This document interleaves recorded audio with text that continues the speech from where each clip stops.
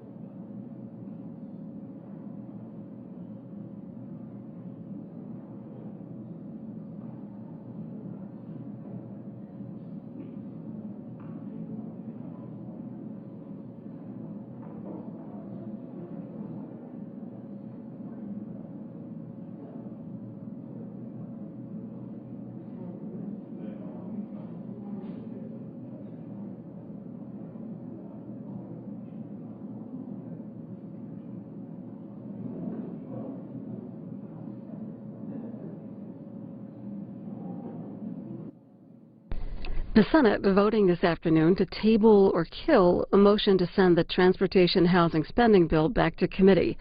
The bill would provide $54 billion for transportation, housing, and community development programs in 2014. That's $2.4 billion more than the president requested. Senators Murray and Collins, who are managing the bill for the Democrats and Republicans, said they're still working out a few issues on the bill and plan to work on amendments next week. The chamber also confirmed Tony West to be Associate Attorney General. That's the number 3 position in the Justice Department. Alejandro Mayorkas, President Obama's nominee to serve as Deputy Homeland Security Secretary, had his confirmation hearing before the Homeland Security Committee today. Republican members of the committee did not attend the hearing, saying that the committee must wait until the allegations against Mayorkas are resolved. The National Journal writes that Mr. Mayorkas denied that he improperly aided a company run by former Secretary of State Hillary Clinton's brother to secure a foreign investor visa. Mayorkas is being investigated by the DHS Inspector General's office for his role in the acquisition of the visa. We covered that hearing, which you can see tonight at 8:50 Eastern on C-SPAN and anytime at cspan.org. This morning, Politico hosted a breakfast with a discussion on health insurance exchanges in the 2010 health care law. We'll watch that as we wait for a senator to speak.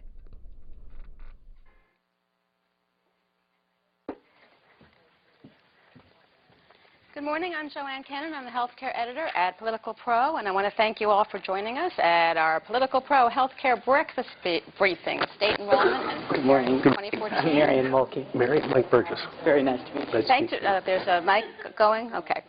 Thank you for coming us. We're live streaming as well. It's a timely moment. We have a good panel. We're going to talk about state enrollment. We're going to talk a little bit about some of the other aspects of the ACA that are happening on the ground. That helps. And I'd like to thank CVS Caremark for their partnership for us on this event and the entire series of the Pro Healthcare Breakfast Briefings. And here to say a few words from CVS Caremark is Helena Folks. She's the Executive Vice President and Chief Healthcare Strategy and Marketing Officer. Thanks. Hi, Joanne. Good morning, everyone. No, I'm good. Thanks.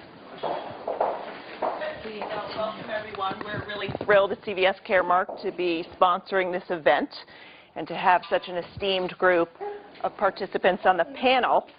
The Affordable Care Act has been described as one of the most complex implementations in the history of the U.S. healthcare system. And I think that's in many ways why October 1st is starting to feel like tomorrow to so many of us in this room.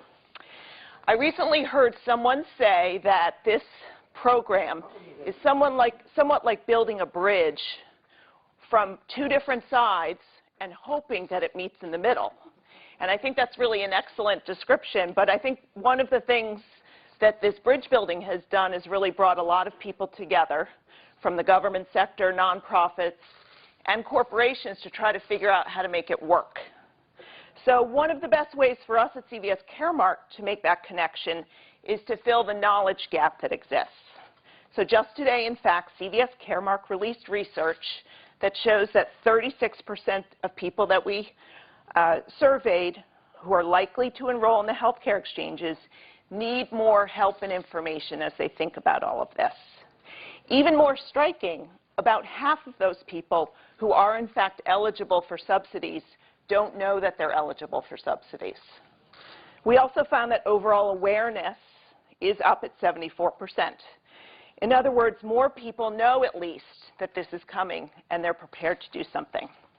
At CVS Caremark, we serve over 5 million people every day, and we feel very strongly that our 25,000 pharmacists and 2,500 nurse practitioners can play a very important role in helping consumers navigate all of this complexity. So what we'll be doing over the next several months is working hard to create a national... Iowa is recognized. Mr. President, I ask that further proceedings on the quorum call be dispensed with. Without objection, so ordered. The gentleman from Iowa is recognized. Mr. President, tomorrow we celebrate the 23rd anniversary of the signing of the Americans with Disabilities Act, the ADA, the landmark civil rights legislation that will always be the highlight of my almost 40 years here in the Congress. The Americans with Disabilities Act is one of the landmark civil rights laws of the 20th century. As someone once said, a long overdue emancipation proclamation for people with disabilities. The ADA has played a huge role in making our country more accessible, in raising expectations of people with disabilities about what they can achieve at work and in life, and inspiring the world to view disability issues through the lenses of equality and opportunity. In these times, it's valuable to remember that passage of the original Americans with Disabilities Act was a robustly bipartisan effort. As the chief sponsor of the ADA here in the Senate and as the chair of the Disability Policy Subcommittee at that time, I worked very closely with both Republicans and Democrats. At that time, it was Senator Robert Dole, who was at that time was the minority leader of the U.S. Senate. We received invaluable support from President Bush, President George Herbert Walker Bush, key members of his administration, White House counsel Boyd and Gray, who just worked so hard on this, Attorney General Dick Thornburgh, who was just magnificent in his support for the Americans with Disabilities Act, Transportation Secretary Sam Skinner. Other members of Congress also played critical roles in passing the ADA. First and foremost, I would have to say Senator Ted Kennedy, who was chair of the full committee at the time, and who allowed me to take the bill through as the chair of the Disability Policy Subcommittee. Senator Orrin Hatch, who played a key role at times to make sure that we got conservatives on the same page. Representatives Tony Coelho, Steny Hoyer, Major Owens, Steve Bartlett. And I might also mention that sometimes he's not mentioned a lot because he was not here in the Senate at the time we passed it, but who put in a lot of his life's work and who was chairman of that subcommittee before I took it over. That was Senator Lowell Weicker from Connecticut. As a matter of fact, he was the first sponsor of a comprehensive disability policy bill here in the United States Senate. And so he became a great supporter, a great personal friend of mine through all these years, and Lowell Weicker deserves a lot of credit for actually getting us focused on the issue of a civil rights, comprehensive civil rights bill addressing the issue of disability. Before the ADA, life was very different for folks with disabilities in Iowa and across the country. Being an American with a disability meant you couldn't ride on a bus because there was no lift.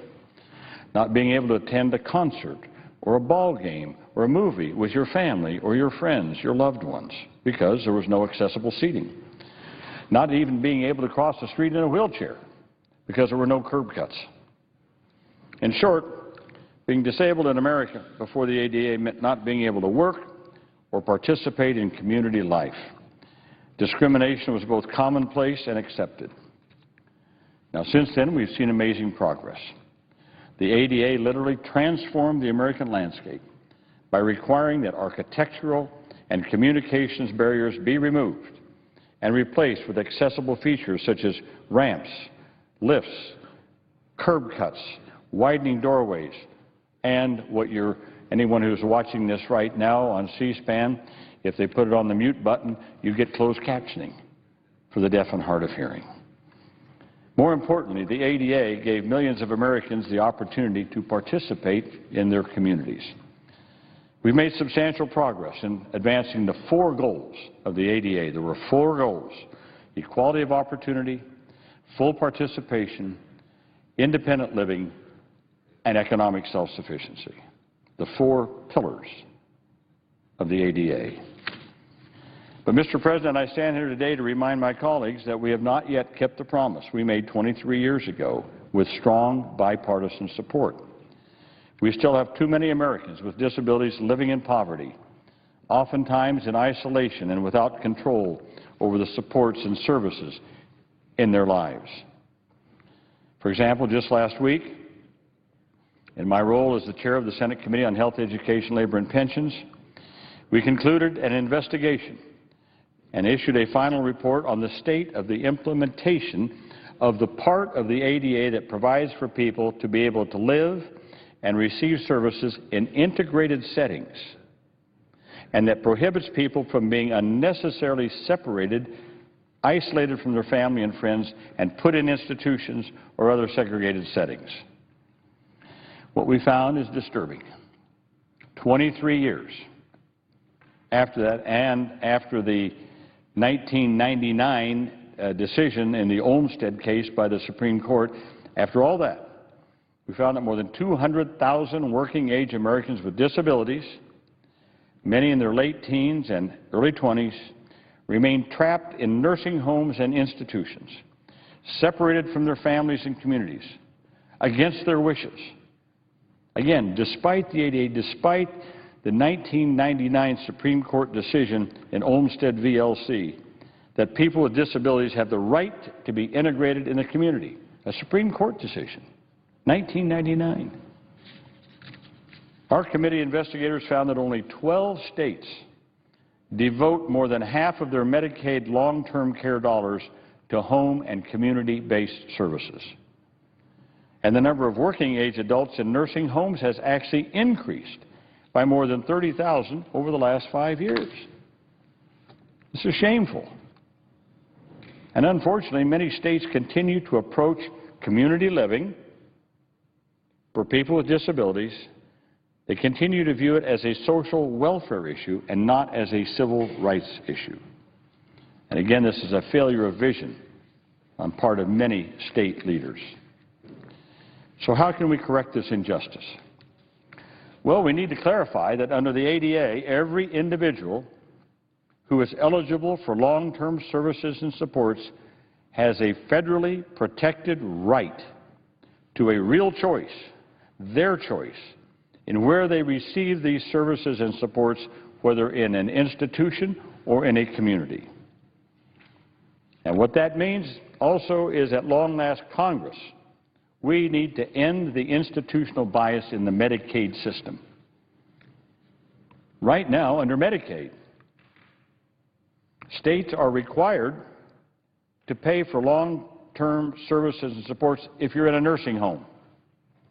But if you don't want to be in a nursing home and you want to receive those supports and services in an integrated community-based setting, Medicaid has the option of covering you. That's the institutional bias that exists in Medicaid. They have to pay for you if you're in a nursing home, and they don't have to pay for supports and services if you're in a community or integrated setting. As long as that remains that way, the deck will continue to be stacked in favor of costly institutional settings. And we know from our investigations that home-based, community-based, integrated settings with support services for people with disabilities is cheaper. It's cheaper, more cost-effective than putting people in an institution or a nursing home. Not to mention the quality of life and the fact that so many people with disabilities want to be in an integrated community setting and do not want to be housed in a nursing home. I can say that in my remaining 17 months that I have as a United States Senator here in the Senate, I plan to hold hearings and introduce legislation that will accelerate the rate at which states move their long-term services and supports in the direction of home and community-based settings. Now, another area where 23 years after the passage of the ADA our work is incomplete is making sure people with disabilities take their rightful place in the American workforce. 23 years after the passage of the ADA, it is shameful that 2 out of every 3 adults with a disability is not even in the workforce, not working. That is shameful. You know, we say, well, you know, the unemployment rate in America is now, what is it, 8, 7%, something like that, 9%? Think about if you're a disabled adult. It's 60% or more unemployment. Well, next week, in the Health Committee, we will mark up the Workforce Investment Act. The Workforce Investment Act, a critical law that has not been reauthorized since 1998. Now, the workforce has changed a lot since 1998. And a lot of the ADA generation, I'll have some more to say about that in a second, have come of age during that period of time. So in the bipartisan draft that Senators Alexander and Murray and Isaacson and I filed with the committee just yesterday, we include provisions that will improve how the vocational rehabilitation system partners with schools to deliver services that will result in more young people doing internships, part-time jobs in competitive settings. The aim is to maximize the likelihood that young people with disabilities will leave school, college, and career ready. The generation of young people with disabilities graduating from high school and college today, people like Lily Siegel, who was my intern from the American Association of People with Disabilities. They provide summer internships. Lily Siegel has been my intern this summer. I tell you, Lily and so many like her have high expectations for themselves. They want to be challenged. They want to work in competitive integrated employment. They don't want to be shunted into sub-minimum wage jobs with no future, no chance for advancement, no chance for challenging themselves or to be challenged to do better and to do more and to take more responsibility. So we owe it to them to do everything in our power to help them transition to the kind of jobs and higher education experiences that will help them to build a career and maximize their economic self-sufficiency. I can tell you from my work in this area that this generation of young people that have come of age under the umbrella of the ADA, kids who were born in 1990, 91, 93, 95, they're now coming of age. They haven't been segregated. They've been integrated in their schools. They weren't segregated like my brother was and sent away halfway across the state to a state institution. And they have higher expectations. You know, they've had accessibility. They see what society has done to provide, to make sure that they can travel, they can go out with their friends and their family, they can go to school in integrated settings, they can get jobs, and the employers under the ADA have to provide reasonable accommodations for that job. They don't deserve now to be frustrated by not having the opportunity to get that competitive integrated employment. So that's what we're doing in the Workforce Investment Act, to provide for young people in high school who have disabilities, to let them know that they expect more of themselves, and we do too. We do too. No longer will it be acceptable for them just to leave school and go into some minimum wage covered employment where they are just warehoused for the rest of their lives. They want to get out there and show what they can do. And that's why we're changing the Workforce Investment Act, changing voc rehab to focus on getting these young people internships, job shadowing, mentoring, so that they know what their abilities are and what they can expect to do once they leave school. Finally, in order to preserve and leverage our global leadership in the disability arena, and I mentioned earlier that when we passed the ADA, so many people came here from other countries, legislators, parliamentarians. How can we now do this? People with disabilities from other countries, how can we get our laws changed?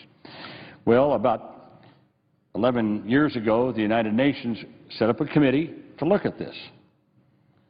And out of this came the UN Convention on the Rights of People with Disabilities, the CRPD as we call it. Now that convention, that treaty was sent to our president, and under our system the president sends it out to all his departments in the executive branch to report back what laws, what things do they need to do to change to conform to the treaty. In other words, a treaty is a supreme law of the land. What laws do we have to change in order to comply with that treaty? Guess what? After about a whole year of circulating through all of our departments of justice and labor and HHS and agriculture and everything else, came back, we don't have to change one law because we're the best in the world when it comes to the civil rights protection of people with disabilities. So we don't have to change anything. So last year, under the guidance of then Senator John Kerry, who is now our Secretary of State, it went to the Foreign Relations Committee. They had hearings. I remember that Senator McCain and I were the two lead-off witnesses. And we brought that treaty to the floor of the Senate in December, fully expecting that it would pass. And, of course, under the Constitution of the United States, it requires a two-thirds vote to approve a treaty. But we thought we had the votes. We brought it on the floor. We fell 6 votes short of the 67 votes that we needed. So we had a number of Republicans and Democrats on the bill. So why did it fail? Well, towards the end, right before we brought it up, former Senator Rick Santorum and others began to talk about how this was going to prevent people from homeschooling their kids.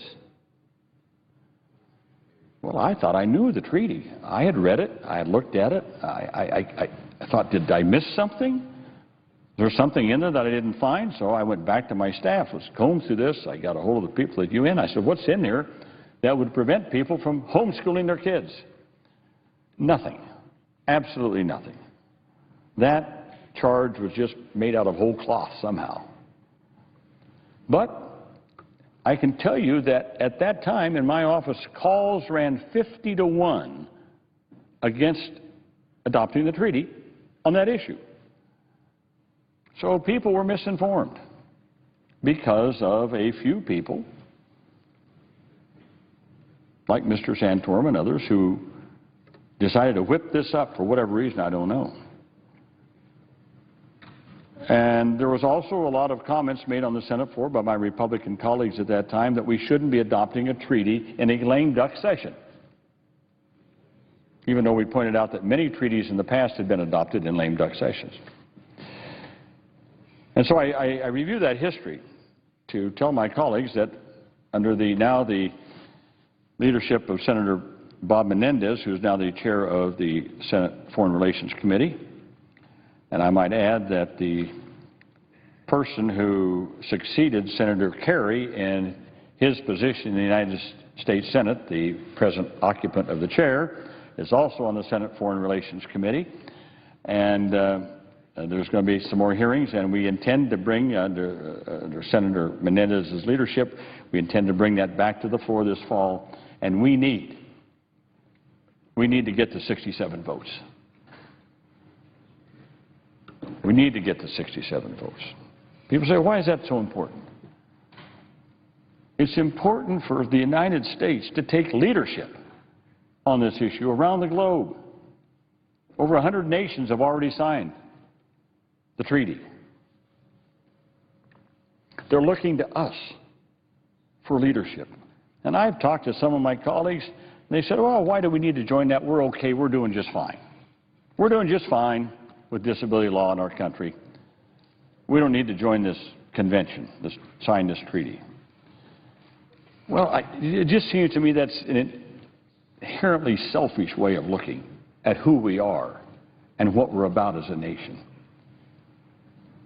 We have provided, I think, to the world guidance and direction on disability issues. If we are a part of the convention, we get a seat at the table. When countries come and say, you know, we want to conform our laws, we want to make sure that we meet the guidelines of the Convention on the Rights of People with Disabilities, this commission that's set up will be there to both guide and direct countries, but also to see whether or not they're fulfilling their obligations. If we're not a signatory to the treaty, we're not at the table. And there's another reason why we should sign this convention. I just spoke to a group of people yesterday with disabilities, and I said, you know, there are a lot of people in this country who use a wheelchair. And guess what? They'd like to travel overseas. They'd like to go with their friends and their family. But in many of these countries, they don't have curb cuts. They don't have lifts. They don't have accessibility for people with disabilities. Shouldn't people with disabilities in this country have the same right to travel and enjoy foreign travel as anybody else? Well, if we're a signatory to the treaty, then we can work with those countries to help change their laws, change their structures. Veterans. I can't tell you how many veterans I've talked to. People who have come back from Iraq and Afghanistan disabled. Disabled. And you know what they say? They want us to join the treaty too because they want to travel overseas. And they feel constricted because they won't have accessibility in other countries. For the life of me, I can't understand why people are not supporting this treaty. I don't get it. I just don't get it. It's supported by the U.S. Chamber of Commerce. It's supported by every veterans group in this country. It's supported by, I think, every faith-based group in this country.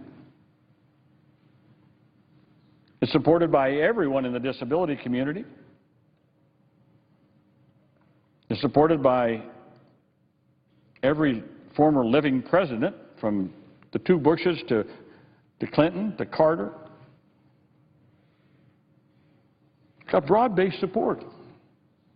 You would think that with that kind of support, it would be a no-brainer to pass it in the Senate.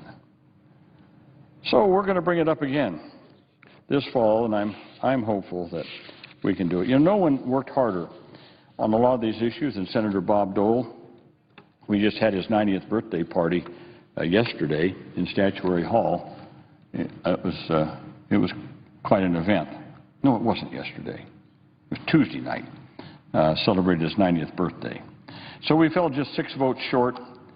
I look forward to working with Senators Menendez, McCain, Ayotte, Barrasso, Durbin, Udall, Coons, bring the treaty back to the floor, get the additional votes needed for it to pass. And I can tell you this time around, people with disabilities, their family members, supporters in the business community, veterans community, faith-based, civil rights groups are mobilizing for this. They don't want to take another chance that this won't pass. So I urge my colleagues to take the time to look at the facts related to the disability treaty. It requires no changes in U.S. law. It has no budget impact. As I said, when we become a party to the convention, we have a seat at the table with the rest of the world. We'll be well positioned to accelerate progress for the 1 billion people with disabilities around the world. Our chance to be that shining city on the hill for the rest of the world. I might also add that this is supported by the high-tech business community in America, because their global leadership position on accessible products and services can be used by the rest of the world. So for all those reasons, we need to pass this. Let me just close with this one last thought. Again, I'm struck by the fact that these days we're surrounded, as I said earlier, by a new generation of young adults with disabilities who grew up since the passage of the ADA, including many wounded warriors back from Iraq and Afghanistan. I've called these younger people the ADA generation. They see disability as a natural part of human diversity. They reject the prejudices and stereotypes of earlier generations. And I can tell you this, they have high expectations for themselves. They want to be challenged, and they want to challenge us to make sure that our society is open, that they have the opportunity to go as far as their talents can take them. And we can't let these people down. We passed the ADA.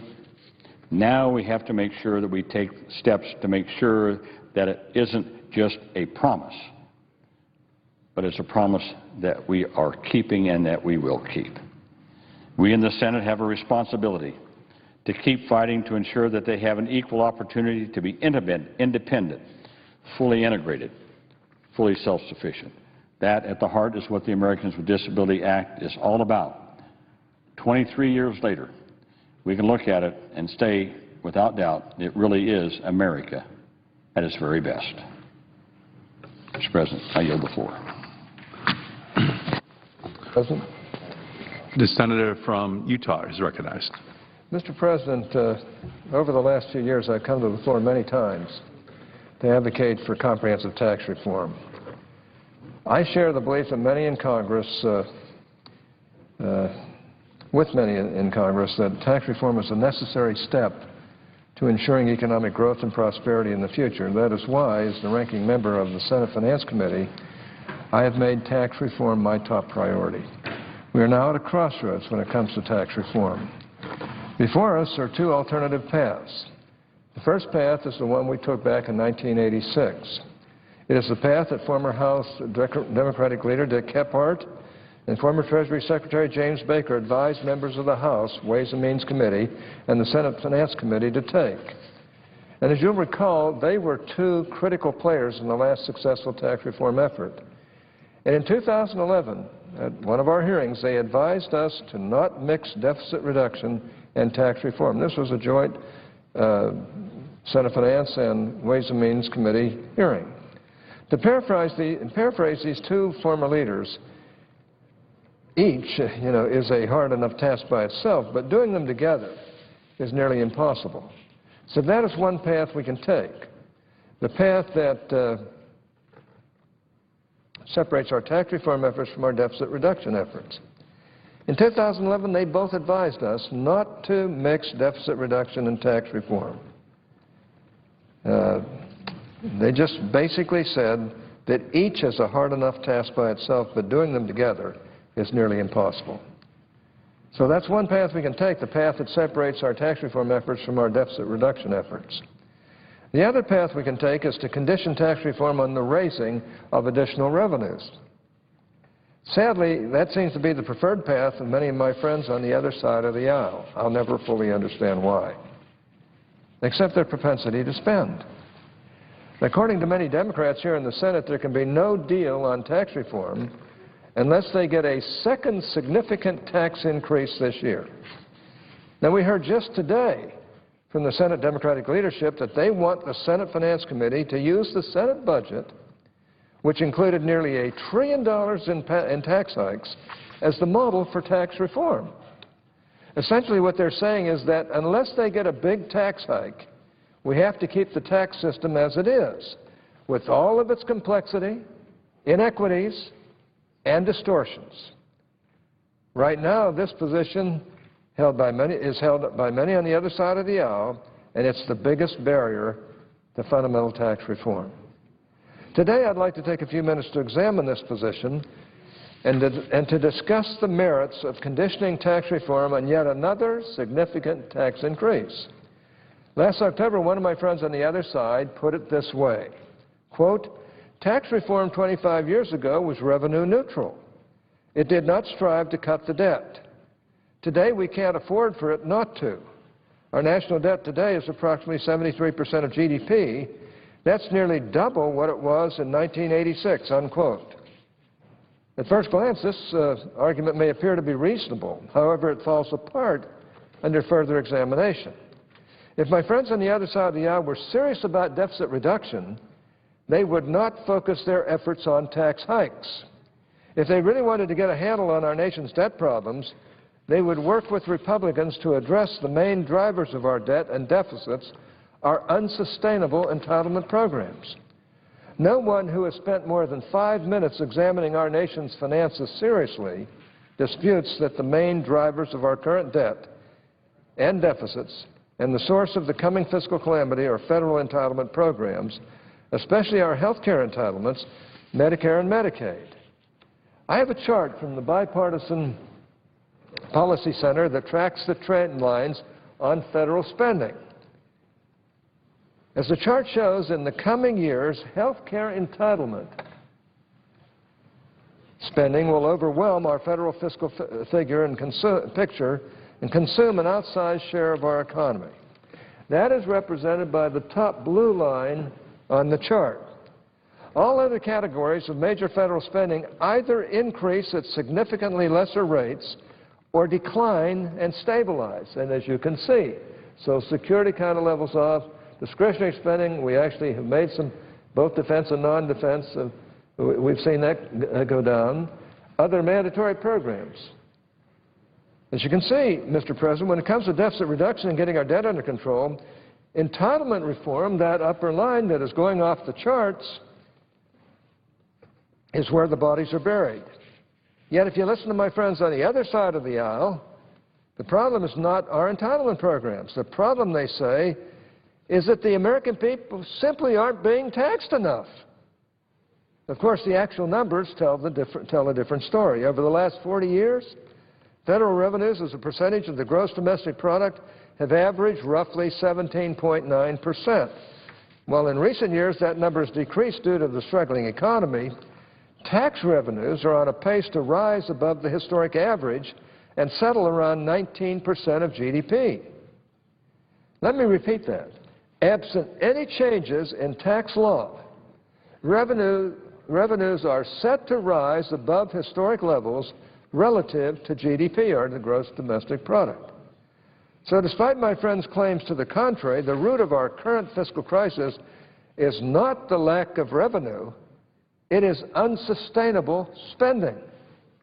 More specifically, it is entitlement spending. And that's just health care. That doesn't include some of the other. And that, Mr. President, is why all serious bipartisan deficit reduction discussions over the last few years have included structural reforms to our entitlement programs. Without significant changes, programs like Medicaid and Medicare and Social Security will remain unsustainable. In order to strengthen and preserve these programs for future generations, we need to reform them. If we don't reform them, we have a fiscal for young people who are living today, who are going to have to foot this bill. All of the major discussions seeking to reach a so-called, quote, grand bargain, unquote, on deficit reduction have come down to a mix of different policies. But while they've all had different approaches, all of them have included structural entitlement reforms. When I talk about deficit reduction discussions, I'm referring to the Bowles-Simpson plan, the Domenici-Rivlin plan, the negotiations led by Vice President Biden, the G8 Senate talks, the negotiations between Speaker Boehner and President Obama, and the so-called super committee.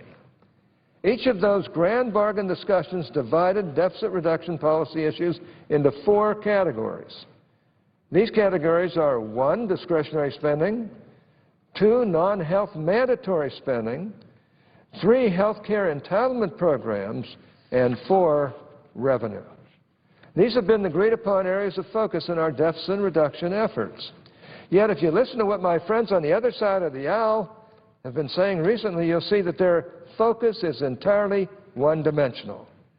We don't hear much talk anymore about addressing discretionary spending.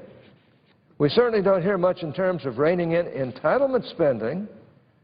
No, their only focus over here on the other side of the aisle is raising taxes. More precisely, their most recent argument has been that we've already cut so much spending over the last few years that we're now at a point where tax hikes are the only viable deficit reduction option. Now, of course, with the exception of the sequester cuts that took effect this year, we haven't really seen any real spending reductions as of yet, just promises which future Congresses can easily undo. Even though only a small portion of the promised spending cuts have actually taken place, my friends on the other side of the aisle like to claim that they've all already happened. Still, let's take a look at the record. Let's assume for a few minutes that all of the recently enacted deficit reduction is real, and take a closer look at what's been done with respect to deficit reduction categories I referred to earlier. In the last 2 years, 2 bills have been enacted with the purpose of major deficit reduction. The first was the Budget Control Act of 2011. The second was the Fiscal Cliff Deal, or the American Tax Relief Act of 2012. According to the Congressional Budget Office data, in consultation with the Senate Budget Committee, here's what's been done so far.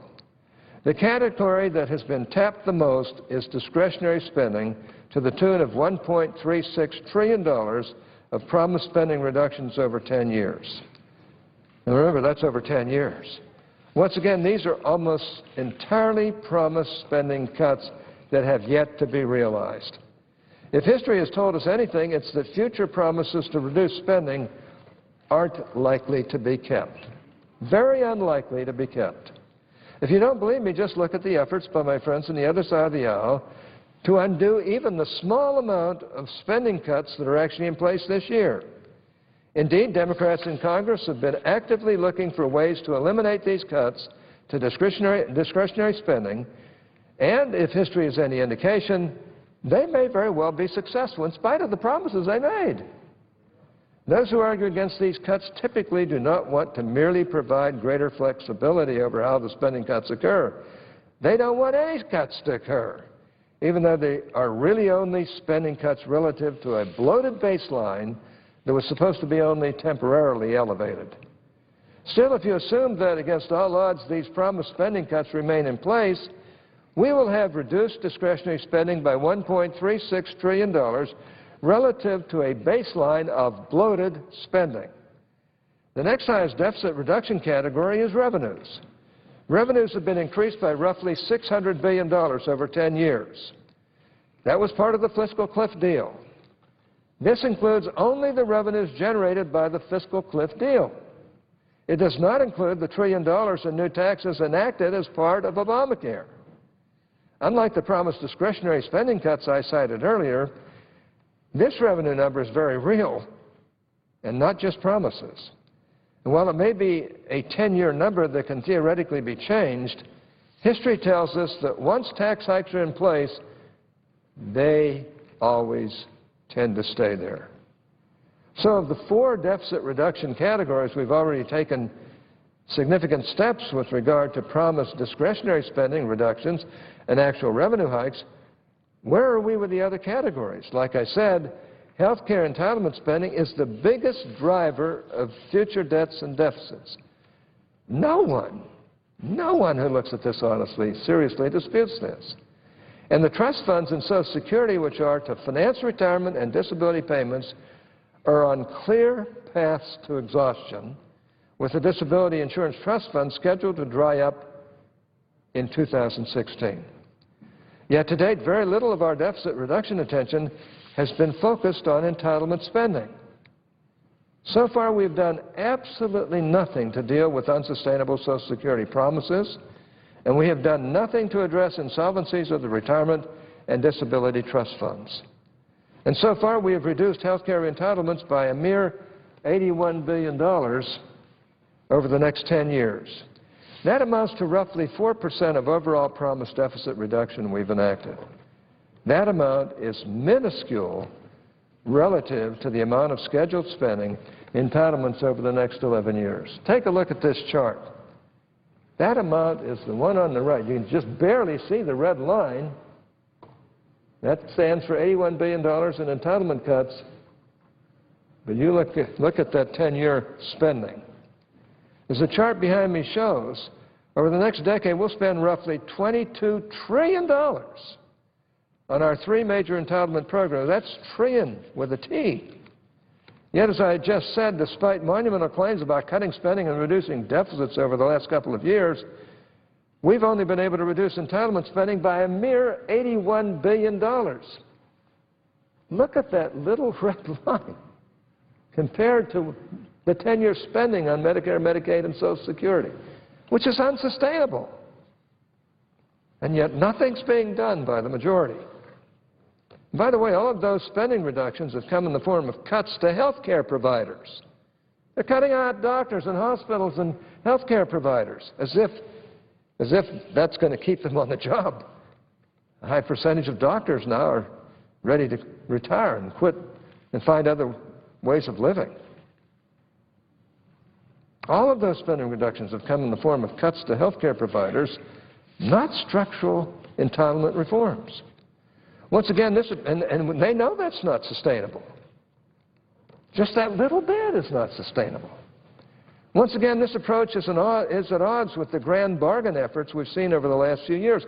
All of those efforts, every single one of them, put structural entitlement reform on the table.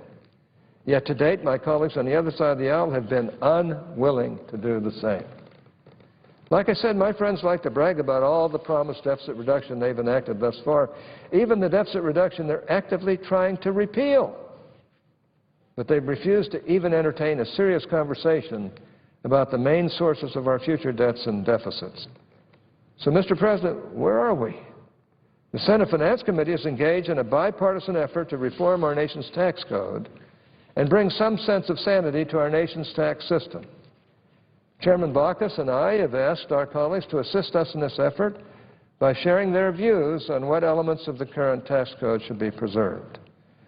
I want to thank my Republican colleagues on the Finance Committee for their input thus far. I have met with every one of them individually on this issue, except for one, and he is meeting with my staff, and I've really appreciated their thoughtful comments and advice. And while I remain hopeful that we'll be able to move on tax reform this year, I am disheartened by comments I've heard from my friends on the other side of the aisle.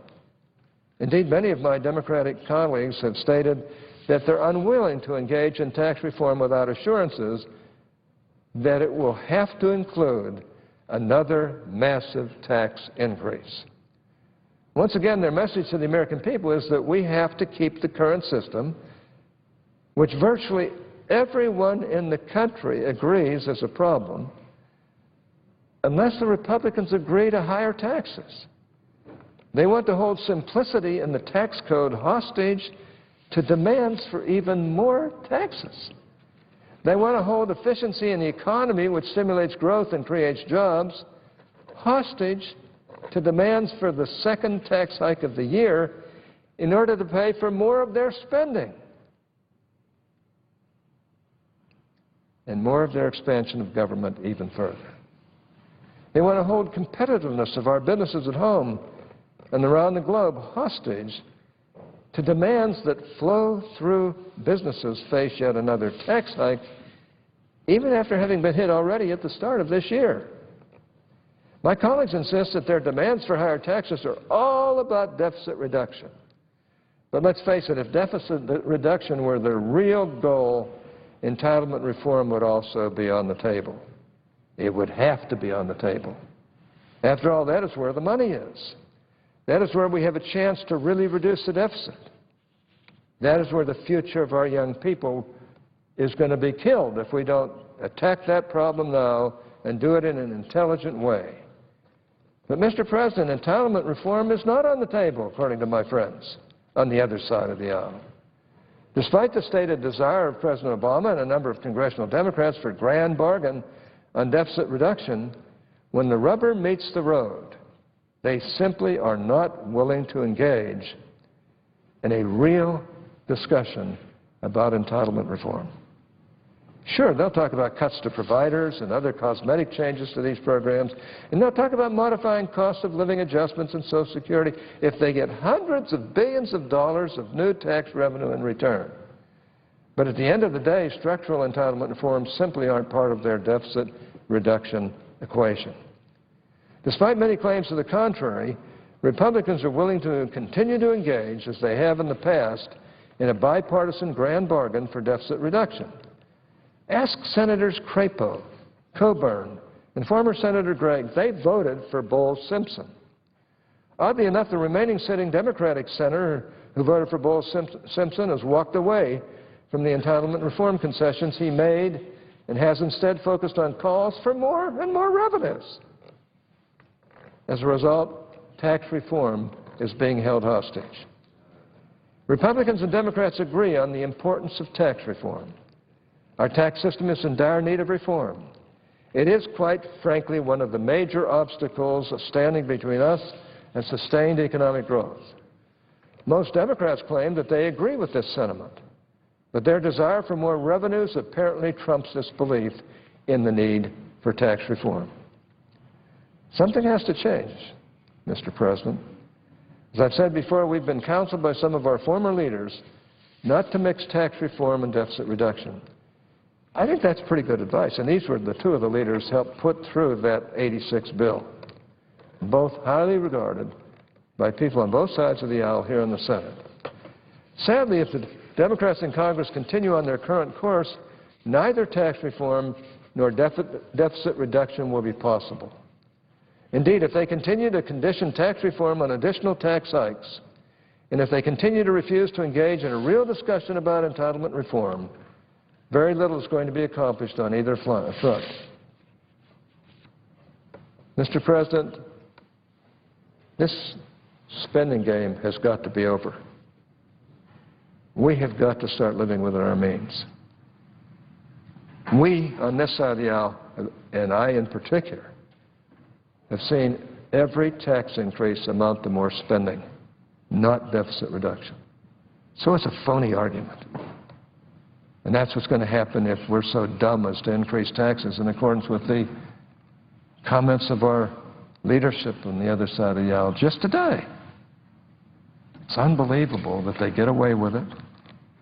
It's unbelievable after all these years that we have to put up with that type of argument when we know that they're not going to use that money for the appropriate reasons. And they never have. One of our senators told me the other day, he said, I just live for the day where we reform the tax code and it's not changed 4 years later by our friends on the other side of the aisle for the worse. The 86 bill was a good bill by any standard. It did a lot of good, but in about 4 years, our friends started to change it. And today we have the monstrosity that we call the United States tax code that nobody really believes in and everybody knows is a detriment to our country. Mr. President, I'm really concerned. I think we're going to have some folks stand up on the other side of the aisle.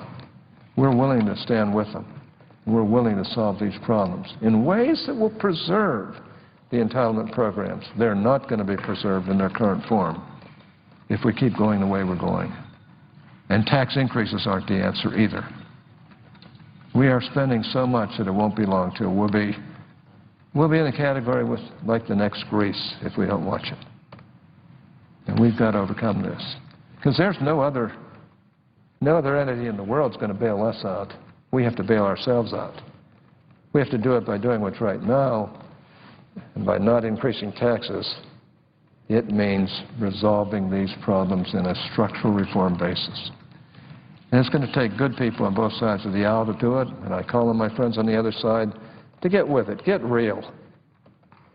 Quit the tax charade. You know that's not going anywhere. And you also know that it's a phony thing to begin with. Mr. President, I suggest the absence of quorum. Clerk will call the roll.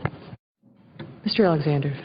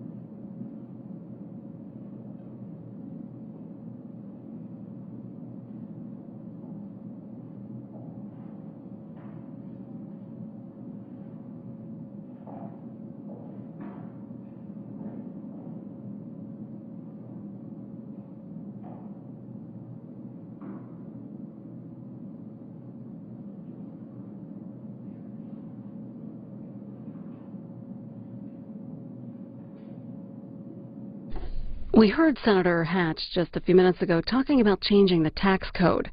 A headline in Congressional Quarterly, Reid dismisses Baucus tax overhaul efforts. The story says the bipartisan effort to overhaul the nation's tax code is not getting the warmest response from the Senate Democratic leadership. Senate Majority Leader Harry Reid said that he has no intention of even reading a request from Finance Chairman Max Baucus and Ranking Member Orrin Hatch seeking priorities for the tax overhaul. Baucus and Hatch are taking what they call a blank slate approach to exploring the problems with the tax code, which has not seen comprehensive changes since 1986. That from Congressional Quarterly. As we wait for a senator to speak, Secretary of State John Kerry and UN Secretary General Ban Ki-moon spoke about Syria today outside the UN security meeting.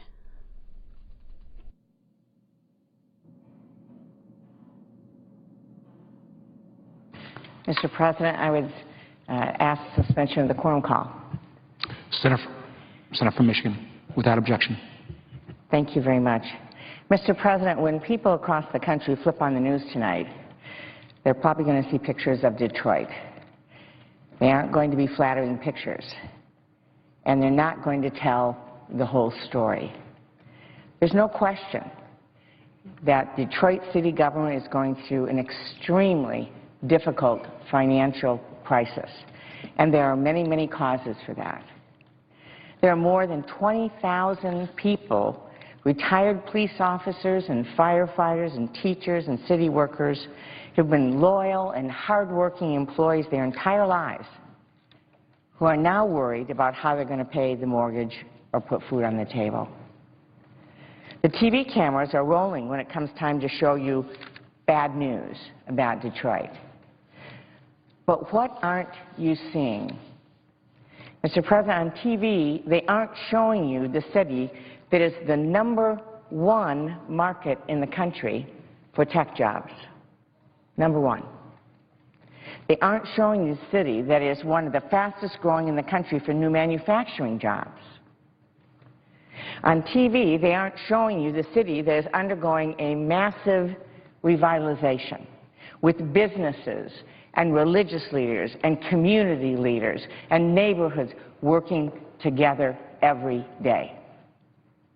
They aren't showing you the Quicken Loans headquarters with 7,000 jobs in downtown Detroit. A CEO so committed to the city that he closed a beautiful building in the suburbs to bring people downtown, who is purchasing properties and investing in so many ways in Detroit, along with a wonderful coalition of business leaders who are committed to the revitalization of this great city. They aren't showing you the beautiful renovations of campus marshes and the amazing things happening downtown on Woodward Avenue, where you can go on any day now and see people that are there, younger people, older people, enjoying the beautiful surroundings. They aren't showing you the surge of innovative companies that are breaking new ground and creating opportunity in Detroit. On TV, they aren't showing you the new Elijah McCoy Patent and Trademark Office, the very first and so far only satellite patent office in the country that was put in Detroit. Why? Because Michigan happens to be #1 in new clean energy patents, new ideas on clean energy coming from Detroit and the surrounding communities. They're not showing you TechTown and the venture capitalists and the 17 tech startups who are investing in technologies that are being developed in Detroit right now that are going to change our lives in the years to come. On TV, they aren't showing you Michigan's world-class research universities and the incredible collaboration that's going on with Detroit businesses. They're not showing you the rich depth of culture that we're known for in Detroit.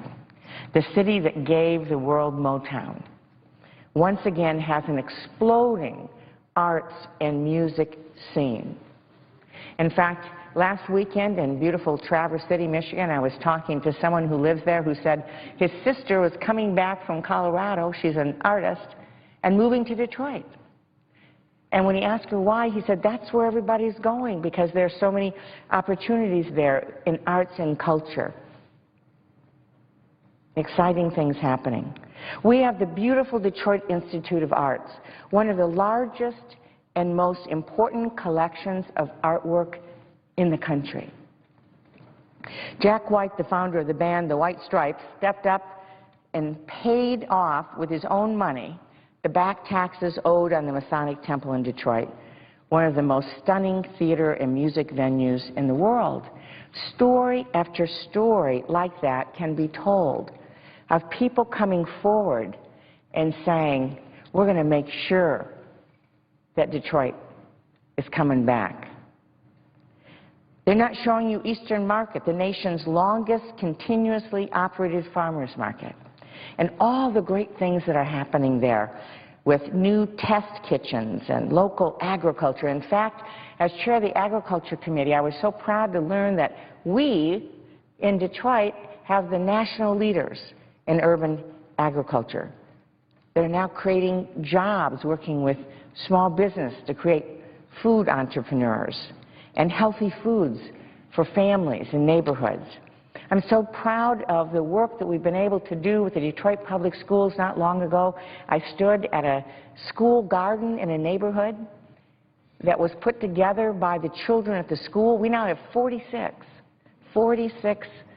gardens at schools in Detroit, and in the summer, the neighborhood makes sure that they can help get the work done for the garden so that the children can have fresh fruits and vegetables when they come back to school.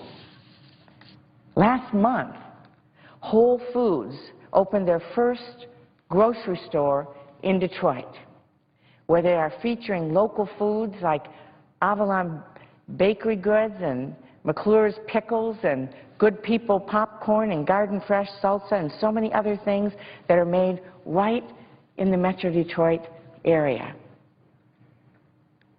You might just see a shot of the bridge to Canada, but what you won't see is the more than $1 billion in trade that crosses that border every single day.